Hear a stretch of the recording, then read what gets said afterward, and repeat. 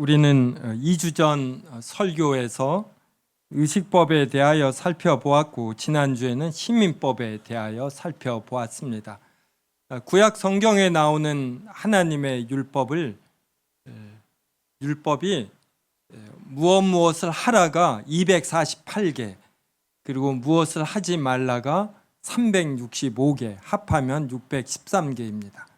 제가 이걸 어떻게 외우냐면 248이잖아요. 뭘 하라가 248, 하지 말라 365일, 그래서 365개. 그래서 참 외우기가 쉽습니다. 이 613개의 율법을 우리가 어떤 공통점을 기준으로 분류하면 이해하기가 쉽지 않습니까? 그래서 이 구약의 율법이 총 3개로 분류가 됩니다. 이게 주보에 나와 있습니다. 주보를 한번 보시기 바랍니다. 교회 소식 그 밑에 보면 하나님의 율법이 어떠한 용도가 있는가, 이걸 우리가 3번에 걸쳐서 살펴보았고, 그리고 4번째 설교에서부터 율법이 이렇게 3가지로 구분이 된다. 그래서 첫 번째는 의식법을 우리가 살펴보았어요. 그래서 유월절 양, 성전에서의 짐승 제사, 할례, 이러한 것들이 모두 예수 그리스도의 사역과 은혜와 그리고 고난과 혜택을 나타냅니다. 그리고 부정한 음식, 정한 음식은 우리가 어떠한 삶을 살아야지 되는가, 신자의 도덕적 의무, 이러한 것을 나타냅니다. 그 다음에 지난주에 이렇게 부모를 저주하는 자는 죽이라, 이런 법률에 대해서 살펴보았어요. 그래서 이러한 시민법이 신약 시대에 와서는 문자 그대로 적용이 되지 않지만 이 율법이 지니는 이러한 일반적 정당성, 이것은 여전히 유효하다라는 것을 살펴보았습니다. 그리고 오늘은 이제 도덕법을 살펴봅니다. 이 도덕법은 의로운 삶에 관한 완전한 규범, 그러니까 기준이 됩니다. 그래서 신약 시대에도 우리 신자들이 계속해서 지켜야 하는 이러한 율법이 됩니다.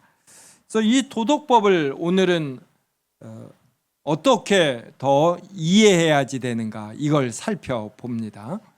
먼저 이 도덕법을 이해하려면 하나님께서 우리 사람을 하나님의 형상대로 지으셨다, 이제 이걸 이해해야지 됩니다. 하나님의 형상이라는 것은 하나님께서 우리와 같은 외모를 지니셨다, 이제 이것이 아니라 하나님의 성품, 하나님께서 어떠하신 분인가, 이제 이걸 우리가 하나님의 속성이라고 할 수 있지 않습니까? 이 하나님의 속성대로 우리 사람을 지으셨다, 이렇게 보면 됩니다. 그럼 하나님의 대표적인 성품이 무엇입니까? 사랑이시고 거룩이시고 또 지혜가 풍성하시고 긍휼함이 많으셔요.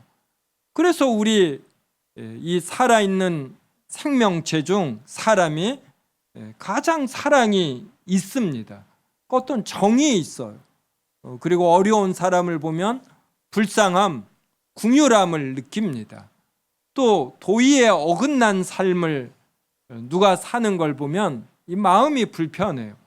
이 거룩한 존재이기 때문에 이렇게 거룩한 삶을 추구하고, 그리고 어떠한 일을 진행할 때 지혜가 있습니다. 그래서 하나님께서 사람을 이렇게 하나님을 닮도록 하나님의 속성대로 이 사람을 만드셨어요. 그리고 이러한 사람이 살아갈 수 있도록 하나님께서 이제 율법을 주셨습니다. 그래서 이 율법 또한 하나님의 속성이 배어 있는 것이에요. 그래서 하나님의 도덕법이 무엇인가 이해할 때 기본적으로 하나님의 속성이 들어가 있는 명제구나, 이렇게 생각하면 됩니다. 613개의 율법이 많다라는 생각이 들지 모르지만 우리나라 법률이 얼마나 두껍습니까? 이렇게 많은 법률이 있어도 어떠한 상황이 닥치면 어떻게 적용을 해야지 되는가, 이것으로 골치 아파합니다. 지난 주간에도 윤석열 전 대통령이 서울구치소입니까? 여기에 있는데 특검의 조사를 받으라고 할 때 이것을 구치소에서 거부할 수 있는가, 거부할 수 없는가, 거부할 경우 이것을 강제로 끌어낼 수 있는가 없는가, 이 시행세칙이 없습니다. 법률이 그렇게 많아도 현실에는 너무나 많은 일들이 발생하기 때문에 이걸 전부 다 법률로 규정할 수가 없어요. 근데 구약의 율법은 613개밖에 안 됩니다. 우리의 삶은 얼마나 복잡합니까? 여러 상황에 대해서 하나님의 말씀대로 해석하고 분별하고 판단을 내려야 합니다. 그때 이 도덕법이 하나님의 속성대로, 하나님의 성품대로 만들어졌다라는 것, 이것을 이해하면 우리는 여러 상황을 그리 어렵지 않게 분별할 수가 있습니다. 자, 오늘 본문 봅시다. 오늘 본문은 아브라함이 아들 이삭의 아내를 구하기 위해 자기 집 모든 소유를 맡은 늙은 종에게 자신의 고향, 자신의 족속에게로 가서 이삭을 위하여 아내를 택하라고 말하는 내용입니다.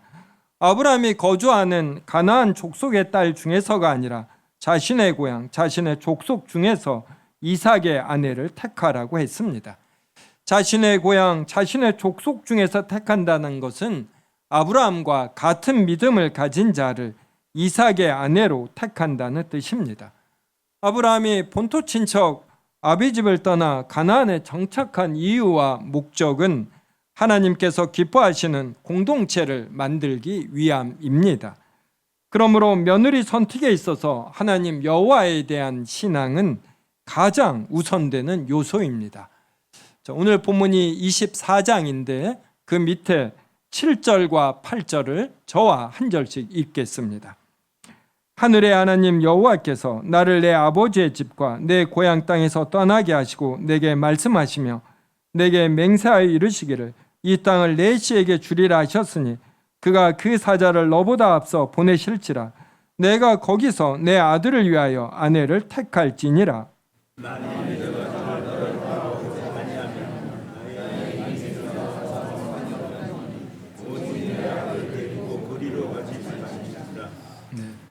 아브라함이 자기가 살던 곳을 떠나 가나안 땅으로 가게 된 건 하나님께서 자신을 부르셨기 때문입니다.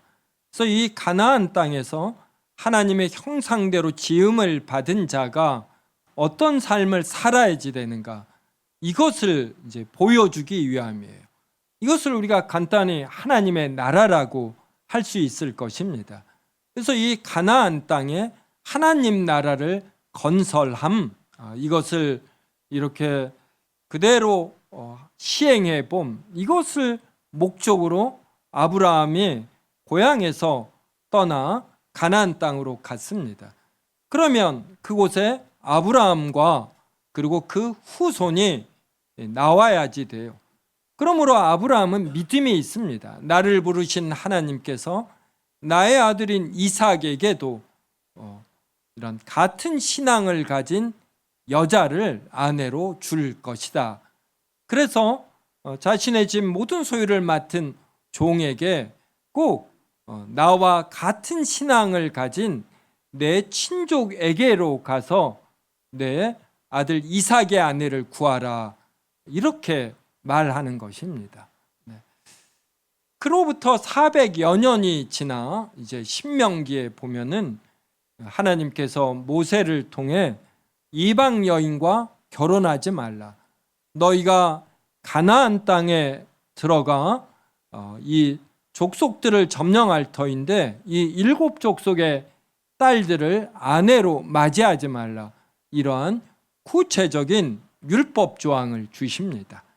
그러면 아브라함은 이러한 율법 조항을 받기 전에도 어떻게 이러한 내용을 종에게 부탁할 수 있을까요? 이것은 그리 어렵지 않습니다. 자신이 왜 가나안 땅에서 불림을 받았는가?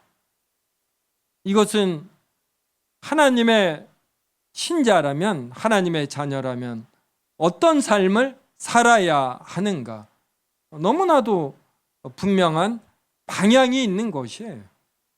부부는 일심동체라고 합니다. 둘이서 의사결정해야 할 일이 얼마나 많은지 몰라요. 그러므로 같은 신앙을 갖는 것, 이것은 핵심 중에 핵심이라고 할 수가 있습니다. 그래서 아브라함은 어렵지 않게 자신의 아들 이삭에겐 같은 신앙을 가진 여자가 아내가 되어야 된다라는 분명한 인식이 있고, 그래서 이것을 자신의 종에게 부탁을 합니다. 창세기 26장 34절에서 35절, 저와 한 절씩 읽겠습니다. 에서가 40세에 헷족속 부에리의 딸 유딕과 헷족속 엘론의 딸 바스맛을 아내로 맞이하였더니,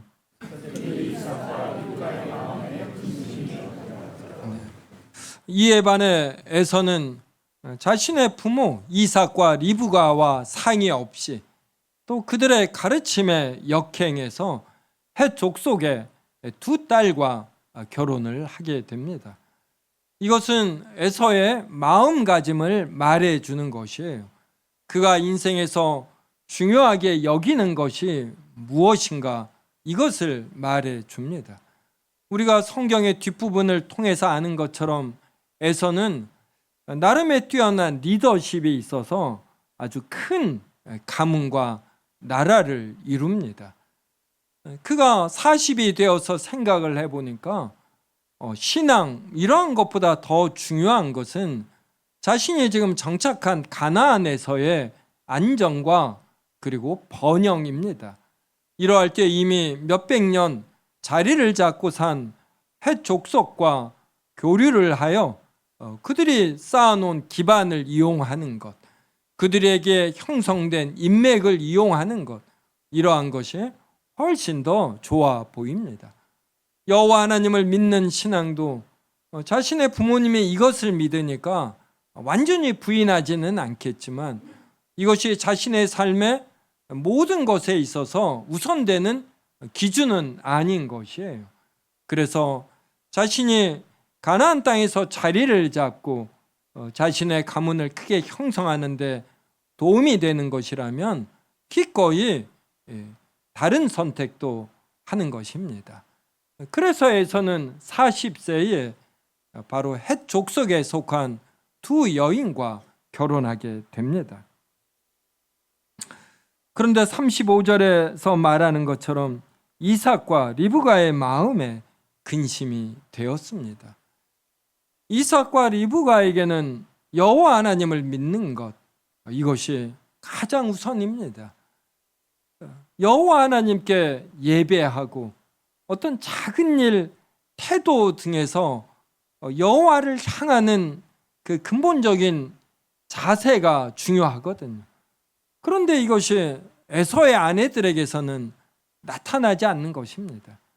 이것들을 볼 때마다 이삭과 리브가는 마음이 아픈 것이에요. 우리가 불신자들의 가정을 보아도 어떤 행복과 그리고 화목이 있습니다. 하나님께서 불신자들에게도 어떤 은혜를 주시기 때문에 특히 부모가 좋은 가정을 잘 꾸미면은 어려서부터 이것을 보면서 좋은 리더십을 갖게 돼요. 그래서 불신자들 가정들 중에도 행복한 가정들이 얼마나 많이 있는지 모릅니다. 그래서 예수 그리스도를 믿는 신자는 이렇게 신앙이 우선이면서도 이렇게 가정을 화목하게 꾸려나가는 법도 배워야지 돼요. 이것을 잘 모르는 채 신앙만 우선이 되면은 이것도 또 참 이런 상당히 아쉬움이 있는 가정이 되어 버립니다. 그런데 중요한 것은 우리의 가정이 여호와 하나님의 영광과 그분의 진리와 사랑을 기뻐하며 이것을 지향하며 사는가, 이게 핵심이 되는 것입니다. 그런데 에서에게는 이것이 전혀 없기 때문에 이삭과 리브가에게 큰 근심이 되었습니다. 창세기 28장 6절서부터 9절, 저와 한 절씩 읽겠습니다. 에서가 본즉 이삭이 야곱에게 축복하고 그를 밧단 아람으로 보내어 거기서 아내를 맞이하게 하였고, 또 그에게 축복하고 명하기를 너는 가나안 사람의 딸들 중에서 아내를 맞이하지 말라 하였고,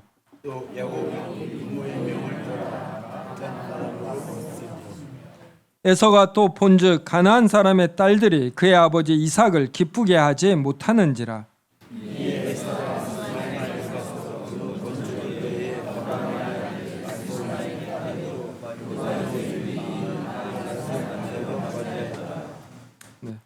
에서는 2명의 가나안 여자를 아내로 맞이한 후에 또 가나안 여자를 아내로 맞이했습니다. 그 이유가 자신을 대신해 야곱을 축복한 부모님에 대한 반항 심리입니다. 이삭이 야곱에게 외삼촌 라반의 딸 중에서 아내를 맞이하라 이렇게 말하며 야곱을 보냈습니다. 절대로 가나안 딸들과 결혼하면 안 됨을 강조했습니다. 야곱은 부모님의 말씀에 모두 다 순종했습니다. 야곱은 얕고 약삭빠른 면이 있습니다. 그런데 결정적 순간에는 하나님의 말씀을 따르고 부모의 가르침에 순종했습니다. 이에 반해 에서는 남자다운 멋진 면이 있지만 결정적인 순간에 자신의 정욕과 혈기와 이생의 자랑을 따랐어요. 자신의 마음의 감정, 여기에 충실했습니다. 자신의 무절제와 부족한 지혜로 아버지의 축복을 받지 못했음에도 자신의 잘못을 깨닫지 못하고 이렇게 부모에게, 남에게 탓을 돌렸습니다. 아버지 이삭이 자신을 대신해 야곱에게 축복한 것, 이것은 이미 엎질러진 물입니다. 왜 이러한 일이 발생했는가? 이것을 에서는 냉철히 생각해야 되는 것이에요. 우리 성도 여러분은 일들이 잘 풀리지 않을 때, 그때 이 일을 냉철히 분석하고 이 일이 더 악화되지 않도록 대처하는 이러한 절제와 지혜를 가져야 합니다.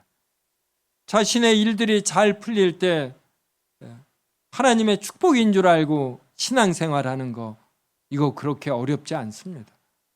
계속해서 탄력을 받거든요. 그래서 연애를 해서 마음에 드는 사람과 결혼하고 직장 생활하며 그 나이 때는 승진하는 때입니다.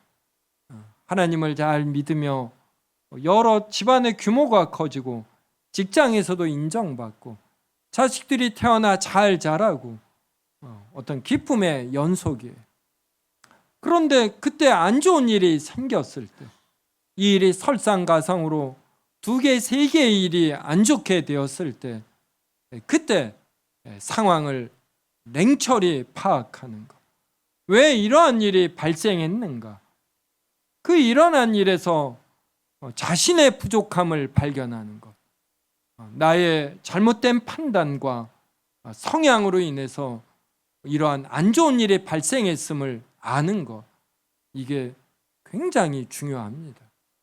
그리고 자신의 잘못을 거쳐서 고치며 하나님의 말씀대로 대처하는 것, 이게 중요해요. 이게 또 신자에게 주어진 하나님의 복이기도 한 것입니다. 그런데 에서는 이걸 못했어요. 그리고 부모에 대한 반항 심리로 부모가 싫어하는 바를 행한 것입니다. 그래서 부모가 싫어하는 바를 골라서 이방 여인과 가나안 여인과 결혼하는 행위를 에서는 했습니다. 우리는 에서의 이러한 행동을 통해서 에서가 왜 자신의 장자권을 야곱에게 팔았는가? 이것도 알 수가 있습니다. 히브리서에 보면 에서가 하나님의 주신 이 장자권을 가볍게 알아 망령된 행위를 했다, 이렇게 나옵니다. 에서에게는 이러한 가벼움이 있는 것이에요.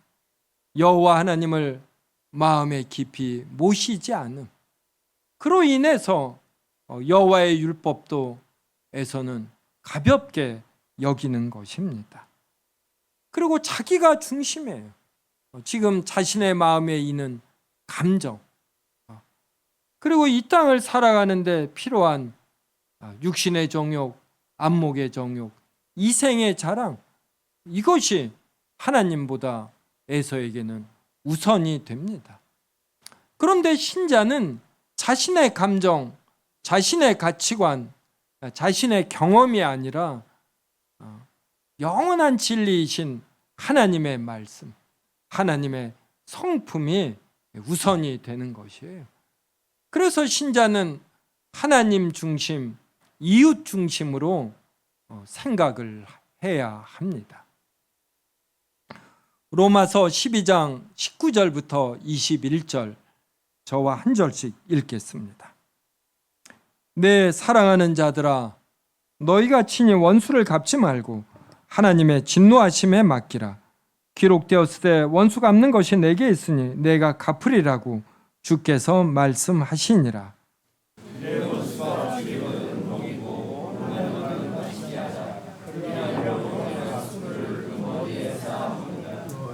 같이 읽습니다. 악에게 지지 말고 선으로 악을 이기라. 성도 여러분은 주변에 누가 원수를 인해서 힘들어하면 로마서 12장의 이 말씀을 인용하며 원수 갚는 걸 하나님께 맡기고 원수를 사랑하라, 이렇게 권면하시는지요? 제가 이렇게 권면하는 분들을 보면 그분들 다는 아니지만 상당수는 이렇게 크게 원수에게 당한 일이 없는 분들이더라고요. 자다가도 깨는 원수가 있고, 즐겁다가도 이 원수만 생각하면 밥맛이 떨어진다, 이런 원수 있으셔요? 네. 이런 원수를 몇 명 가지신 분은 이 로마서 12장 말씀 함부로 인용하지 않습니다.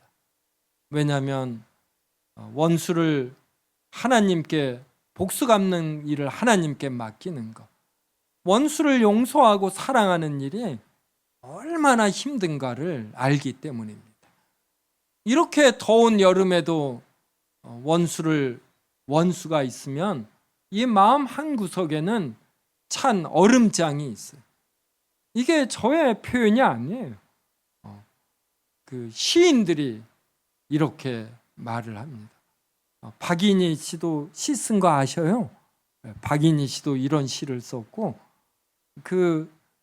그분 친구가 수녀 이혜인 씨인가 그래요. 그분도 이와 똑같은 시를 썼어요. 그만큼 원수는 힘든 일인 것입니다. 그렇다면 우리 신자들이 어떻게 해야지 됩니까? 우리 신자들은 이 말씀을 붙들고 싸우는 것이에요. 악에게 지지 않고 선으로 이기기 위해서 원수를 용서해 보려는, 하나님께 맡기려는 이 싸움을 치열하게 해내는 것입니다. 그때 하나님께서 어떠하신 분인가, 어떠한 속성을 지니신 분인가, 이것이 우리에게 큰 도움이 돼요. 하나님은 공의로우신 분입니다. 그래서 우리가 원수의 이 잘못됨을 보고 분해하면은 우리보다 더 분해하시는 분이 하나님이셔요. 근데 하나님은 점잖으셔서 이걸 표현하지 않을 뿐이에요. 네, 이거 여러분 확실합니다. 하나님은 공의로우시잖아요. 그래서 누가 잘못된 행위를 하면 하나님은 이게 불편하십니다. 우리보다 더 불편하셔요. 근데 하나님은 지혜가 있으십니다. 그래서 또 이 지구상에 몇십억 인구가 있잖아요. 이들의 모든 행위를 순혈과 조합으로 모두 다 이걸 하나님은 AI 이 기계보다 더 정확하시죠.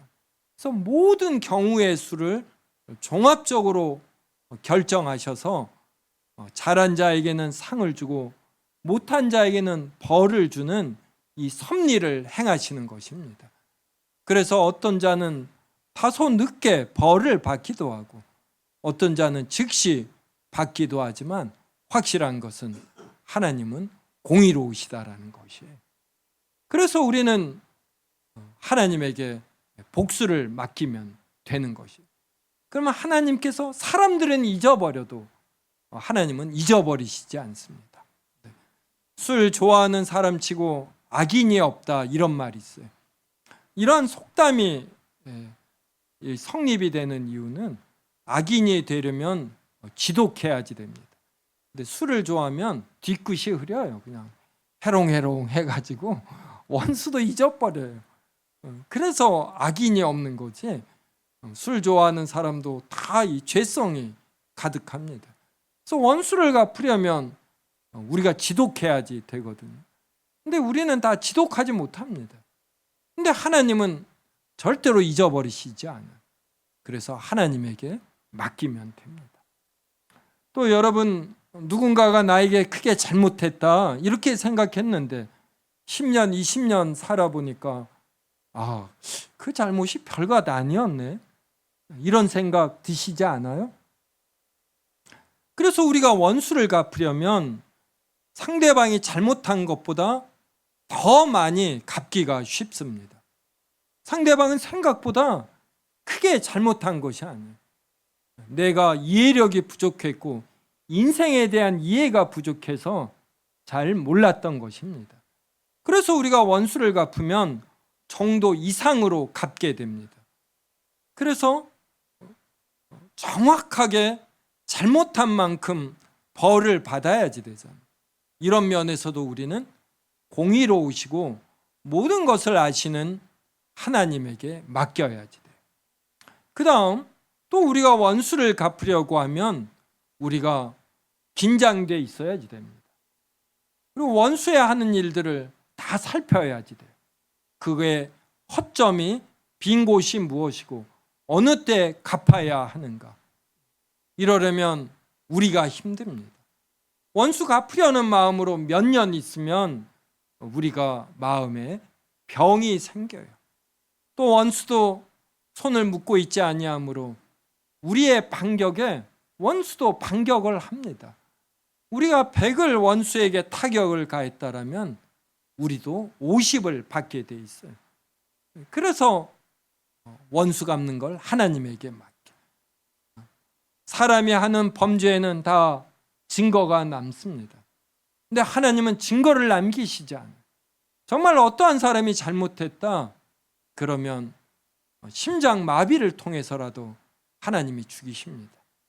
그리고 사건 사고를 통해 큰 피해를 입게 하셔요.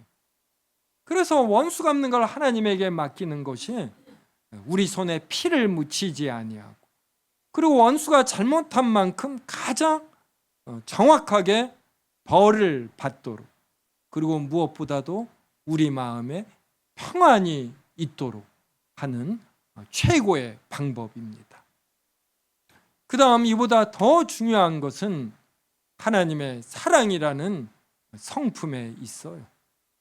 하나님의 원수가 누구입니까? 바로 사람들이에요. 하나님께서 사람들에게 필요한 바를 전부 다 주셨어요. 사람에게 가장 중요한 것들이 무엇입니까? 생명 유지에 가장 중요한 것들이 햇빛이고 공기고 물입니다. 이것들은 능력 있는 그리고 욕심이 많은 몇 사람이 독점하지 못하도록 하나님께서 태양이 지구에서 걸어서 가면 5,000년 걸리죠. 이 먼 곳에 그리고 정말 뜨겁게 만들어놨어. 그래서 사람은 할 수만 있다면 햇빛도 독점하려고 합니다. 이 사람의 욕심을 알기 때문에 하나님이 그 먼 곳에 그리고 뜨겁게 해놓은 것이 비도 하늘에서 내리게 사람은 할 수만 있다면 내리는 비를 전부 다 한 곳에 모아서 팔려고 할 것입니다. 공기도 하늘에 이게 전부 다 퍼뜨려 놨어. 그래서 이것을 큰 풍선에 모두 다 담아내지 못하도록. 그래서 정말 우리에게 필요한 것들은 공짜로 주십니다. 공짜로. 거기에다가 하나님의 형상인 사랑과 지혜와 거룩함과 긍휼함 등을 알도록 만드셨어요. 근데 사람은 이것들을 가지고 자기 중심적으로 살아요. 자신의 존재감을 높이는데, 기분이 나쁘면 부모의 명을 어기고 이방 여인과 결혼하는 이러한 삐뚤어짐이 사람에게 있는 것이에요. 이들이 바로 하나님의 원수입니다. 근데 하나님은 이 사람들을 용서하셔요. 사랑하십니다. 그래서 자신의 독생자를 내어 주시기까지 하셔요. 그래서 우리가 어떤 상황을 이해할 때 하나님의 이러한 성품을 이해하는 것, 이것이 이 상황에 대한 해석이 되는 것이에요. 원수 다르게 한번 살펴보시면 다른 면이 보이더라고요. 다른 면. 그러면서 좋게 볼 구석이 생기더라고요. 사랑은 허다한 죄를 덮습니다. 여호와 하나님께서 자신의 철천지 원수인 우리 사람들을 사랑하신 것이, 그래서 우리의 죄가 보이지 아니하십니다. 그래도 이 죄값을 지불해야지 되거든요. 그래서 자신의 영원한 아들을 내어 주시는 것이에요. 이게 도덕법을 이해하는 기본적인 방향입니다. 또 성도 여러분이 무슨 의사결정할 일이 있으면 내가 이 일에 관계된 사람들을 사랑하는가, 이렇게 생각하면 돼. 내가 이 사람을 사랑한다라면 내가 어떻게 해야지 되는 거야. 이 사람이 밉거든요. 하는 짓이 참 얄미워요. 그때 사랑하는 거예요. 그러면 이 사람의 얄미움이 이렇게 사라져요. 부모는 자식을 사랑으로 보니까 남들은 다 미워해도 이게 사랑스러운 것입니다.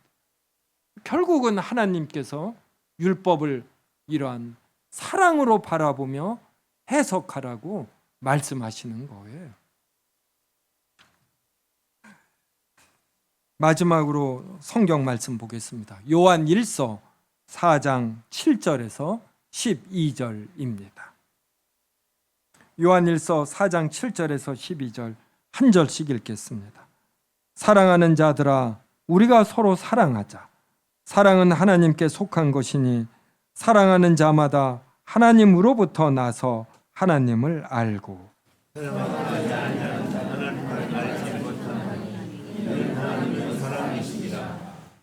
하나님의 사랑이 우리에게 이렇게 나타난 바 되었으니 하나님이 자기의 독생자를 세상에 보내심은 그로 말미암아 우리를 살리려 하심이라.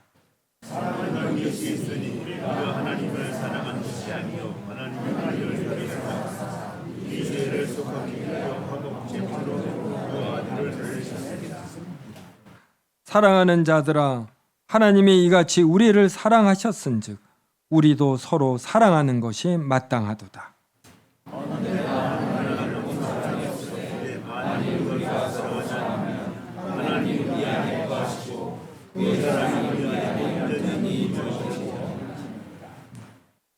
성도 여러분, 말씀을 읽기만 해도 우리의 마음이 부드러워지지 않나요?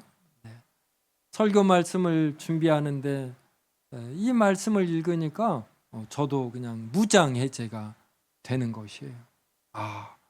신자들은 서로 사랑하는 것이 마땅하구나. 내가 예수 그리스도의 그 죽으심으로, 그 사랑의 희생으로 구원을 받았다라면, 내가 이것을 경험하고 누리는 자라면 나도 누군가를 사랑해야지 되는구나. 저는 때때로 누군가에 대해서 궁일함을 갖습니다. 저는 종종 왜 신학 교수를 하지 목회를 하냐 이런 이야기를 들어요. 여러분도 종종 느끼겠지만 저에게 이런 학문적 능력이 조금 있지 않습니까? 네. 동의들 하시나요? 저는 그런 분들에게 이렇게 말합니다. 저는 기본적으로 사람을 좋아하는 게 있다고. 어려서부터 보면 사람을 좋아해요. 1988년 서울 올림픽 때 제가 카투사였는데 언어 봉사자로 뽑혀서 통역하는 일을 했습니다. 제가 영어를 잘해서가 아니라 그때 우리 중대에서 제가 고참이었어요. 군대에서는 계급이 깡패이지 않습니까? 그래서 제가 통역요원으로 뽑혔습니다. 아주 희망찬 꿈을 안고 이제 부대에 갔어요. 갔더니 저기 세곡동 예비군 훈련 받는 데 있죠. 이 내무반에 몰아넣는데 카투사는 침대에 2명, 3명이 생활합니다. 거의 호텔 수준이에요. 갔더니 이 더운 여름에 이렇게 똑바로 누워서 자지 못할 정도로 숫자를 집어넣어서 칼잠을 잤습니다. 에어컨도 없죠. 선풍기 바람. 그런데 저는 그걸 제가 좋아하더라고요. 나는 사람을 좋아하는구나. 그게 그렇게 불편하지 않아요. 3, 40명이 같이 어울려서 생활하는데 거기 있는 사람들이 심심하면 정병장 우리 좀 웃겨줘 그랬어요. 제가 부대에서 이렇게 분위기를 웃기는 이러한 사람으로 통했습니다. 그래서 이 때때로 제가 어떠한 사람에 대해서 불쌍함을 느낍니다. 근데 이게 정상인 것이에요. 사람은 하나님의 형상으로 지음을 받았기 때문에 누군가를 긍휼히 여기고 도우려는 마음이 있는 것, 이것이 하나님의 말씀을 인해서 더 많아진다. 이게 정상이에요. 하나님의 말씀을 제대로 이해하는 것입니다. 우리 세움교회는 교리를 좀 강조하고 공부하는 편이에요. 하나님의 말씀을 많이 배우는 편입니다. 근데 이것을 잘못 배우면 하나님의 율법, 말씀, 교리에 대해서는 많이 아는데 그런데 사랑은 부족하기가 쉬운 것이에요. 그러면 이것은 잘못 배운 것입니다. 하나님의 사랑과 어울려 하나님의 거룩함과 지혜, 이러한 것들이 동시에 나타나야 하는 것이죠. 요한일서 4장 7절 보십시오. 사랑하는 자들아, 우리가 서로 사랑하자. 사랑은 하나님께 속한 것입니다. 그러니까 질투와 분열과 시기, 이거는 사탄에게 속한 것이에요. 근데 사랑은 하나님께 속한 것입니다. 그래서 하나님의 형상으로 지음을 받은 자는 사랑해야 하는 것이에요. 이 사랑이 풍성한 곳은 수용이 있고 그리고 뭔가 사람이 모이는 곳이에요. 나에게서 사람이 떠난다. 저도 종종 사람이 저에게서 떠나는 걸 봅니다. 그때 나에게 사랑이 부족한가? 나에게 지혜가 부족한가? 이걸 생각하게 되는 것이에요. 성도 여러분은 누군가에게 원수가 아닌지요. 군대에 가면 다 고참에게 맞았다고 그러지 때린 사람은 없어요. 우리는 로마서 12장 보면 자기에겐 원수만 있고 자기가 누군가에게 원수라는 걸 모릅니다. 어느 날 깨달았어요. 내가 누군가에게 원수가 될 수 있겠구나. 지금이라도 깨달으니 다행이지. 나는 어떠한 면에서 고질적으로 잘못된 행위를 하는가? 이것을 분석하고 이것을 없애기 위해서 피를 흘리는 싸움을 해야지 됩니다. 자기의 나이가 50, 60, 70이 되었다라는 건 그 나이 동안 형성된 고질적인 습관이 있다라는 것. 이걸 고치는 건 정말 살을 도려내는 뼈를 깎는 치열한 노력이 없이는 되지 않는 것이에요. 자기가 누군가에게 원수임을 알고 그걸 고치기 위해서 노력하는 이러한 것들이 우리에게 필요한 것입니다. 이럴 때 이 사랑이라는 요소는 너무나 중요한 것이에요. 다른 사람을 사랑으로 바라볼 때 그때 우리는 나의 됨됨이에 대해서도 더 알게 되고 다른 사람을 더 넓고 크게 수용할 수 있는 것이에요. 오늘로 율법에 관한 7번의 설교가 마칩니다. 성도 여러분, 여기 이 주보에 있는 거 율법의 삼중적 용도, 율법의 구분 이거 몰라도 됩니다. 알면 더 좋고 그런데 명심할 것은 하나님은 사랑이시고 율법의 완성이 사랑이라는 것. 하나님의 율법에는 하나님의 사랑과 거룩함과 지혜와 그리고 궁휼함이 담겨 있다라는 것. 하나님을 이해하는 마음으로 율법을 바라보고 다른 사람을 대해야 한다라는 것. 이것은 꼭 명심하시기 바랍니다. 그리고 이번 한 주 하나님의 거룩함과 사랑을 크게 실천하는 우리 세움교회 성도들 되기를 주님의 이름으로 기원합니다.